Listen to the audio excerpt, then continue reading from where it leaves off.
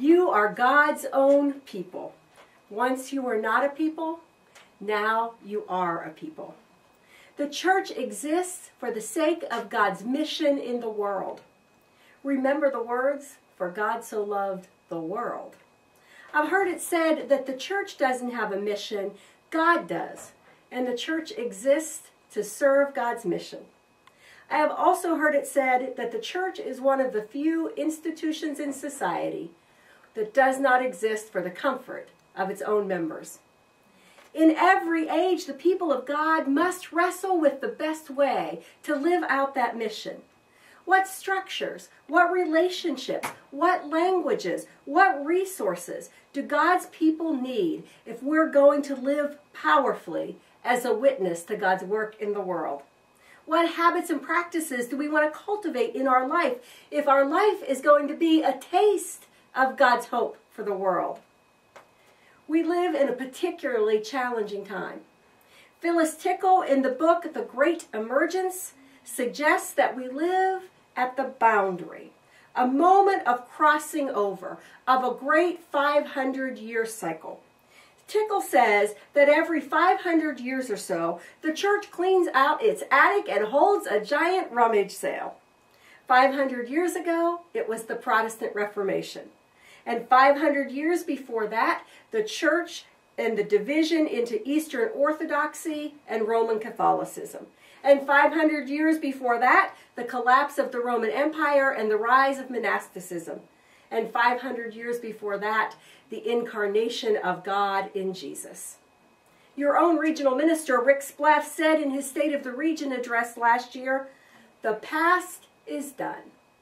As wonderful as it might have been, as comfortable as it is in our own memory, we cannot return to the way the church and our world was and what it was like when we were children or youth or younger adults any more than the children of Israel could go back to Egypt. The only way is forward." In faithful response to this changing world, and out of a desire for your shared life as a region to move into these new realities, your regional board commissioned the MANNA team to begin a journey of exploration and learning. One of the first steps on this journey was to engage you, to engage this region in conversation about your landscape for ministry. Let me share a few of the insights that we heard as we had this conversation around the region. On your tables before you, you have a full report of those conversations. Here are a few highlights of what disciples in Indiana said. They said, "You said, things are not the way they used to be. The world we minister to now is not the same as it was 50 years ago, last year, or even yesterday. Our changing world continues to place our church in a place of less and less relevance. We are experiencing this in declining influence, numbers, connections among congregations, and funds for mission and ministry." Christians in Indiana, disciples in Indiana, you also noted that you are missing a sense of being more than individual congregations. The connections between and among you are fragile. Historically, the idea of regions arose out of a sense that we needed each other in order to accomplish God's mission in the world. Structures grew up and supported our passions for God's work. Today, the Christian church in Indiana, there is very little sense of a shared passion for ministry that unites you and gives meaning to your work and your structures. You also said, as we talked these past few months, that you also said, as we talked with each other in these past few months, that the model of regional ministry, where a centralized staff of experts oversees and administers programs for congregations, is no longer working for you.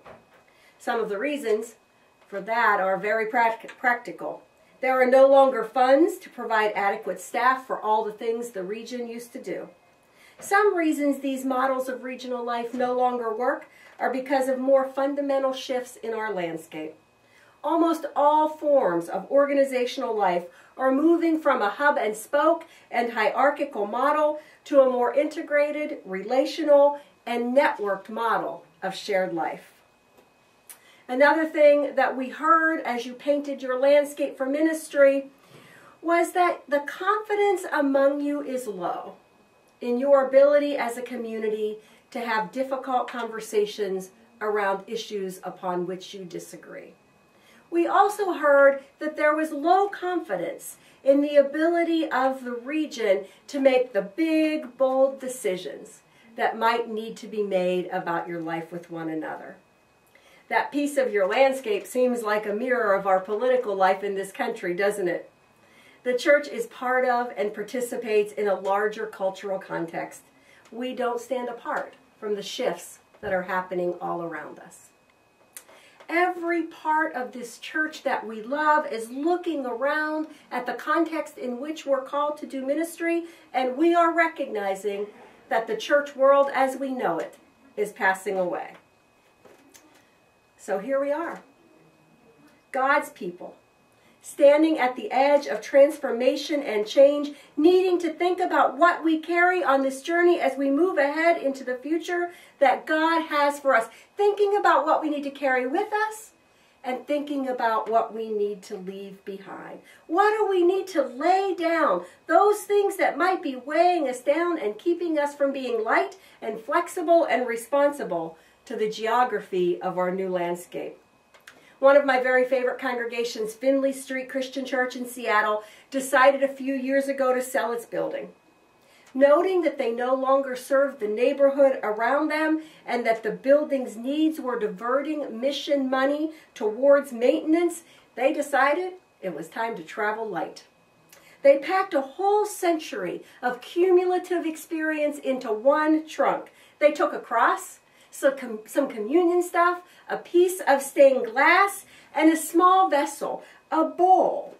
In worship on their last Sunday, they symbolically gathered the spirits of their ancestors into the bowl so they could bring them along with them. They wanted to bring the spirit of the great cloud of witnesses whose sweat and sacrifice had built the church with them to the new land. Christian Church in Indiana, what must you bring with you into the new land that God is moving you towards? What must you leave behind if you're going to thrive in your new home? There are beloved ways that you have been the regional church that should no longer get energy and resources. Things that worked for a time and no longer bring the life they once did. You are going to have to fearlessly let go of some things that might be beloved to you personally, so that resources and energy can be freed up to try new things, new ways of being with one another, new ways of acting in mission. So friends, how do we know what it means to be a taste of God's dream for the world in the midst of this new territory? A great place to start is by going back to the habits and practices of the Christian community through the ages, seeking inspiration and wisdom, seeking guidance for the next steps. Today, you've already engaged in Bible study with one another. As you looked at the 1 Peter text, I hope you saw some similarities between that context and our context. A fledgling Christian community seeking to understand what it means to be Christian in a world that is often indifferent and maybe even hostile to the Christian message. We turn to Scripture together and look afresh at God's words for us, and Spirit shows up in our collective experience and allows us to see what we can't see alone. Another essential practice as Christians and as disciples of Christ from which we draw wisdom is the feasting table, the welcome table, the communion table, the table of remembrance that stands at the very heart of our shared life. Somewhere in the room where you're sitting is a loaf, is a cup. These elements unite you to the church in all ages. Here we taste God's hope. Here we see God's dream for the world.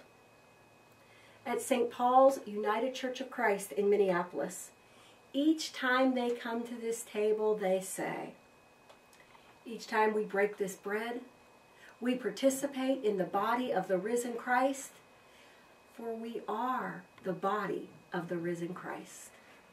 Each time we drink this cup, we proclaim God's hope for a new community, and we are God's hope for a new community. In those words, there is a way forward, my friends.